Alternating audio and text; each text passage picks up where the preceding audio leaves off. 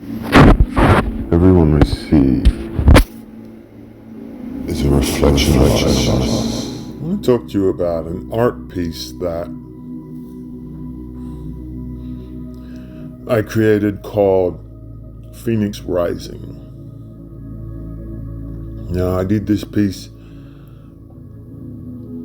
a long time ago, and it was called Phoenix Rising because of the red and the yellow fire elements in the painting. And then it wasn't selling or moving, and I redid it as part of my group of revisits. So it's called Phoenix Rising Revisited. Now, I entered it into a competition recently. So I had a little bit of exposure for it, but no one knew the background story. So it's not perfectly done. The varnish on it is a little bit streaky, and there are case elements inside the painting itself that aren't perfect. But as an observer of the painting, if you look at it from a specific angle with the correct lighting, you cannot see one flaw. It's perfect. Unimaginably perfect. It's only when at a specific degree or the right lighting that shines upon it, or if you go close up, you start to notice all the imperfections. So, if you see one imperfection, do you then focus on all of them? Does it change your view or your attitude about the painting? If you saw the Mona Lisa close up and found that there was a brushstroke off or something wasn't quite right, would it change your view?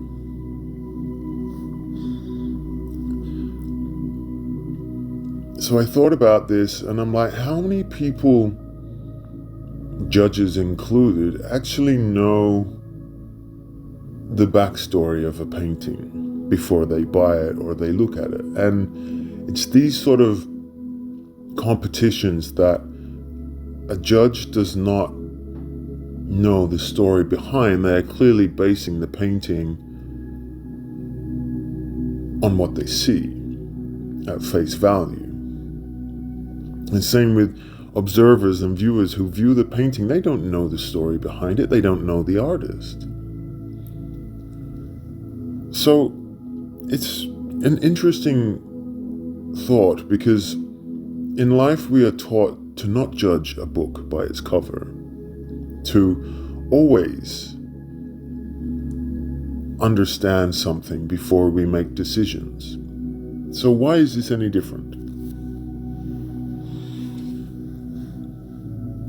Well, I'm an abstract artist, and these are my stories, but I have found every competition that I go into, minus the ones that ask for a description or a story behind the artwork so people can understand and connect with the painting. This is what is required. So is it laziness from the organizers? Is it bias from the judges? Perhaps. But you can't connect with the artist or understand why the artist did it. So you need a story. You need a history. You need to understand why. So my painting, Phoenix Rising Revisited, is more than just a painting. It is an idea. It is a creation to see, how do you view the world? Do you see the painting for its weirdness, or its alien creatures, or its imperfections? Do you view it close up, or do you view it from afar and judge from distance? What is it that you see? Do you see perfection? And then when you find all the imperfections, you judge it harshly. You see, it's more than just a painting. It's an outlook upon life. So ask yourself this question: how do you view the artworks. You can branch how you view an art piece to how you view reality. Do you have children who you judge harshly by their grades in school or their attitudes and how well they performed in tasks or sporting events? Do you have high expectations of them, and then if they don't meet those expectations, you criticize them? Is that the same way you view a painting, where from a distance it looks perfect, but upon reflection it doesn't meet your expectations, so you don't care for it? These are just hypotheses, don't get me wrong. This is not a way of telling people how to live their lives. This is just my way of highlighting areas of how you view the world by how you view art. You see, we've grown up in an art world from Renaissance periods to be beauty and perfection and unbelievable styles and trainings and amazing artists and artisans. Even abstract in the difference to putting energies and love and emotions and feelings into art, to this modern age movement of just horrible, unthought-provoking, live, it's just a jumble of mess, to be honest. I mean, there's no real art or thought behind it. It's just a movement to create money, to allow the common people a way of showing them what art is and creating a movement behind it without understanding the true nature of what an artist actually is. It's saddening to see all of this new age movement, because you can't sit there and understand what an artist goes through behind it, because there is nothing there. It is just a showpiece or performance or some person's idea to make money. And when you see these artists out there who are trying to make a living through their art, to send a message, a creation, whether it's music or painting or like, it doesn't matter.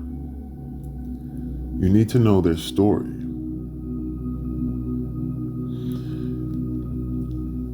Because the story behind it is what matters the most.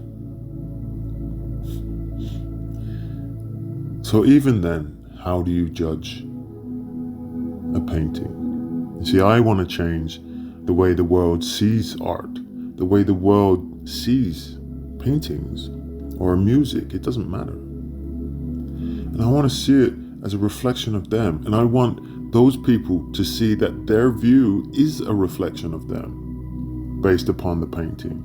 I want children growing up to realize you don't have to make something 100% perfect, and if it's not perfect, it's not good. Just look at society as a whole. A lot of the paintings that are world famous right now and before were not even liked by the artist because the world hasn't seen them. So you see, the artist puts so much effort and pressure upon themselves that they don't like it, but the world does. So as per a previous one about pressure, we place so much pressure upon ourselves as artists. But then the world sees it as beauty. But yet anything that the artist sees as beauty, the world does not. Not in all situations, but it's the way it can be. And this is why this new movement, because if they believe that it's powerful, then people will follow it. Not because it's good, but because they know that it will have a mark, or that people will support it or follow it. Maybe they know something we don't. But at the end of the day, my job is to change how people view 2 and 3-dimensional art. And I don't mean sticky taping bananas to walls. I mean canvas work. I mean dedicated artists who place time and effort into creating something from their mind. And how people view mistakes or cracking in paint, or what is their understanding of the painting based on the history of the person, and then how that viewpoint leads into their own life perspective. Can they correlate between the two? For you see, how you view art is a key indicator to how you live your life through your perspective of your own eyes, of your own self. And when people can see that, then they can adopt whatever it is that they need to. Maybe they can show more love or appreciation. Maybe they don't need to. Maybe that's just them already. But to hear someone talk about a painting without knowing the history behind it, it's an interesting statement either way. Does someone connect to it? Do they feel the artist? Or do they judge it harshly? These are some key informations and critical points to how society has been controlled and dictated to view one thing or another. So I ask you this one question. How do you view art? How do you perceive a painting or sculpture? With peace and love always.